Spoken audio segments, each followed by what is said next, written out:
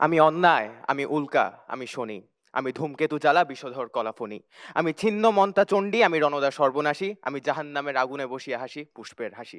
বিদ্রোহী নজরুলের জাহান্নামের আগুনের মতো গাজার ধ্বংসস্তূপে ফিনিক্স পাখির মতো সদ্য জন্ম নেওয়া ছোট্ট শিশুটি হয়তো জানে না আধুনিক বিশ্বের আধুনিক মিসাইল ঠিক পর মুহূর্তে ছিন্ন করে দিবে তার বক্ষ, ছিন্ন করে দিবে তার নিষ্পাপ অস্তিত্ব। 21 শতাব্দীতে বিজ্ঞান ও প্রযুক্তির শিখরে বসেও আজ আমি যখন দেখি মানুষের সাথে মানুষের প্রাণ নেওয়া যুদ্ধ, আমি যখন দেখি মনুষ্যত্বহীন সমাজ, আমি যখন দেখি মানুষ দ্বারাই দূষিত ভারসাম্যহীন প্রাকৃতিক পরিবেশ, ঠিক তখনই আজকের বিতর্কের বিষয় নির্ধারিত হয় নীতিহীন আধুনিকতা সভ্যতাকে নয় বিপর্যয়কে ত্বরান্বিত করছে পক্ষে বলছি। অর্থাৎ আমরা আজকে প্রমাণ করে দিয়ে যাব কিভাবে নীতিহীন আধুনিকতা আমাদের ব্যক্তিগত ও সামাজিক জীবন 1, 2 বিশ্ব শান্তি বিনষ্টকরণে এবং 3 পরিবেশের ভারসাম্য বিনষ্টকরণের মাধ্যমে সামগ্রিকভাবে বিপর্যয়কে ডেকে আনছে। মাননীয় সভাপতি, লক্ষ্য করুন আজকের বিতর্কে যেসব বিষয় শুরুতে সুস্পষ্ট নিখুঁত সংজ্ঞায়নের দাবি রাখছে সেগুলো হলো প্রথমত আধুনিকতা, দ্বিতীয়ত নীতিহীন আধুনিকতা, তৃতীয়ত সভ্যতা এবং সবশেষে বিপর্যয়। মাননীয় সভাপতি, লক্ষ্য করুন প্রথমত আধুনিকতা একটি দ্বিমাত্রিক জিনিস, এটি দুটি ভিন্ন মাত্রার একটি সমন্বিত রূপ। প্রথমত একদিকে আমার আপনার যে মনস্তাত্ত্বিক বিকাশ, আমার আপনার আচার ব্যবহার, সামাজিকতা, মানবিকতা এবং সর্বোপরি আপনার আমার নৈতিক শিক্ষা এবং চিন্তাধারার উৎকর্ষ সাধন যেমন এক ধরনের আধুনিকতা, একইভাবে অন্যদিকে আছে বস্তুনিষ্ঠ আধুনিকতা। অর্থাৎ আমাদের শিল্প, বিজ্ঞান, প্রযুক্তি এবং জীবন ব্যবস্থার যে বাহ্যিক প্রগতি দেখতে পাই সেটিও আধুনিকতার মধ্যেই পড়ে। মাননীয় সভাপতি, এবার লক্ষ্য করুন নীতিহীন আধুনিকতা বলতে বোঝাচ্ছি যখন আপনার মধ্যে নীতির শাসন থাকবে না, মানুষ বিবেককে পেছনে ফেলে এগোতে চাইবে। অর্থাৎ যখন আপনার মাঝে মনস্তাত্ত্বিক বিকাশ হবে না, শুধুমাত্র বস্তুগত আধুনিকতাই থাকবে, সেটাকে আজকে আমরা বলছি নীতিহীন আধুনিকতা। সভ্যতা হলো মানবজাতির সহাবস্থার এবং বিকাশের সংগঠিত একটি রূপ যেখানে শৃঙ্খলা এবং মূল্যবোধ একই সাথে প্রকাশ পায়। আর বিপর্যয় বলতে বোঝাচ্ছি সভ্যতার অস্তিত্ব কিংবা বিকাশের পথে হুমকি সৃষ্টি করতে পারে এমন সবকিছু। মাননীয় সভাপতি, লক্ষ্য করুন শুরুতে আমাদেরকে বুঝতে হবে আমাদের এই যে মানব সভ্যতা তার ভিত্তিপ্রস্তর কিভাবে স্থাপিত হয়েছিল। লক্ষ্য করুন প্রাগৈতিহাসিক কালে মানুষ সংঘবদ্ধভাবে বসবাসের গুরুত্ব উপলব্ধি করতে পারে, নিজেদের নিরাপত্তার জন্য এবং বন্য হিংস্র পশুদের আক্রমণ থেকে রক্ষার জন্য অস্ত্রের ধারণার সূচনা হয়।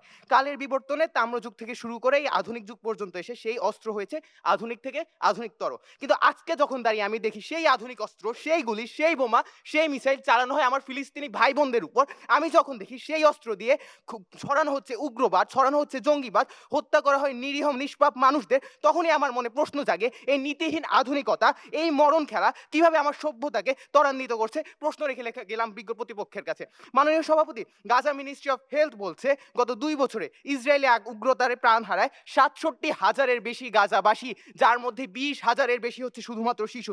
আমরা দেখেছি দ্বিতীয় বিশ্বযুদ্ধে লিটল বয় আর ফ্যাটম্যান 2 পারমাণবিক বোমা কিভাবে নৃশংসভাবে প্রাণনাশ করে 2 লক্ষের বেশি মানুষকে। অর্থাৎ মাননীয় সভাপতি, লক্ষ্য করুন আপনার কাছে বিজ্ঞান থাকবে, আপনার কাছে প্রযুক্তি থাকবে, আপনি সেই বিজ্ঞান ও প্রযুক্তিকে আধুনিক থেকে আধুনিকতর করে ফেলতে পারবেন, কিন্তু সেই বিজ্ঞানকে, সেই প্রযুক্তিকে আপনি কি মানব জাতির সেই সভ্যতার ত্বরান্বিত করার জন্য ব্যবহার করবেন নাকি সভ্যতাকে ধ্বংস করার জন্য ব্যবহার করবেন, তার সম্পূর্ণই নির্ভর করছে আমার আপনার মানসিকতা এবং আমার আপনার চিন্তাধারা কতটুকু আধুনিক সেই আধুনিকতার উপর, এবং আমি আপনি সেই বিজ্ঞান, সেই প্রযুক্তি ব্যবহারে কতটা কঠোর এবং নিরাপদ নীতি প্রয়োগ করছি তার উপর। ডিনামাইট আবিষ্কার কিন্তু হয়েছিল একটি মহৎ উদ্দেশ্য নিয়ে, পাহাড় কেটে রাস্তাঘাট খালবিল তৈরির জন্য। আলফ্রেড নোবেলের সেই ডিনামাইট পরবর্তীতে ব্যবহৃত হয় ধ্বংসাত্মক কাজে, নৃশংস কাজে, কারণ মানুষের মাঝে ছিল না সেই প্রযুক্তি ব্যবহারের কোনো যথাযথ নীতি। মাননীয় সভাপতি, এবার লক্ষ্য করুন আমাদের এই সভ্যতা ত্বরান্বিতর কথা আমরা যদি পরে বলি, মূলত আমাদের সবার আগে দেখতে হবে আমাদের সভ্যতা কখন টিকে থাকবে। আমাদের সভ্যতা ঠিক তখনই টিকে থাকবে যখন টিকে থাকবে আমাদের এই পৃথিবী, যখন টিকে থাকবে পৃথিবীতে টিকে থাকার মতো পরিবেশ। যুগ এগিয়ে যাচ্ছে, যুগ এগিয়ে যাবে, কিন্তু সেই যুগের সাথে পাল্লা দিয়ে আমাদের পরিবেশ কি টিকে আছে? বাংলাদেশ কান্ট্রি এনভায়রনমেন্ট অ্যানালাইসিসের জরিপ বলছে বায়ু দূষণ, নিরাপদ পানির অভাব, সীসা বিষক্রিয়া সহ বাংলাদেশের পরিবেশগত দূষণে প্রতি বছর প্রায় 2,72,000-এর বেশি মানুষ মারা যাচ্ছে। ঢাকায় অর্থনীতির প্রাণকেন্দ্র বুড়িগঙ্গা নদী আজ কাল হয়েছে শিল্প কারখানা, অপরিশোধিত বর্জ্যে। দেশ এবং জাতিকে আধুনিক করতে গিয়ে বিবেকহীনভাবে, নীতিহীনভাবে অবৈধ ইটভাটা স্থাপন, শিল্প কারখানার বর্জ্য, বন উজাড় করার মাধ্যমে সভ্যতা ত্বরান্বিত হচ্ছে নাকি মানব জাতির অস্তিত্ব সংকটে পড়ছে, তার প্রশ্ন রেখে গেলাম বিজ্ঞ প্রতিপক্ষের কাছে। মাননীয় সভাপতি, এবার আসুন ব্যক্তিগত সামাজিক জীবনে। লক্ষ্য করুন কালের পরিক্রমায় আধুনিক হয়েছে আমাদের শিক্ষা, আধুনিক হয়েছে আমাদের কর্মসংস্থান, আধুনিক হয়েছে আমাদের চিন্তাধারা, আমাদের জীবন ব্যবস্থা, কিন্তু সেই আধুনিক শিক্ষায় শিক্ষিত, আধুনিক জীবনধারায় অভ্যস্ত বড় কর্মকর্তাকেও আমি যখন দেখি টেবিলের উপরে লাল খামের বদলে টেবিলের নিচে নীল খাম নিতে, তখনই আমার প্রশ্ন জাগে এই নৈতিক শিক্ষা ছাড়া, মনস্তাত্ত্বিক উচ্চ উৎকর্ষ ছাড়া এই আধুনিকতার বাহ্যিক আধুনিকতার কি লাভ? ধন্যবাদ মাননীয় সভাপতি, ধন্যবাদ সবাইকে।